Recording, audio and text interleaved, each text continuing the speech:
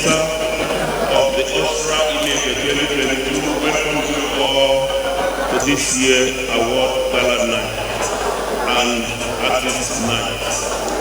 Our awardees have been carefully selected across all walks of life to capture all well-deserved persons in areas ranging from politics, banking, social sports, education, entertainment, entrepreneurship, engineering, marine, public service, youth, human and structural development, including community development.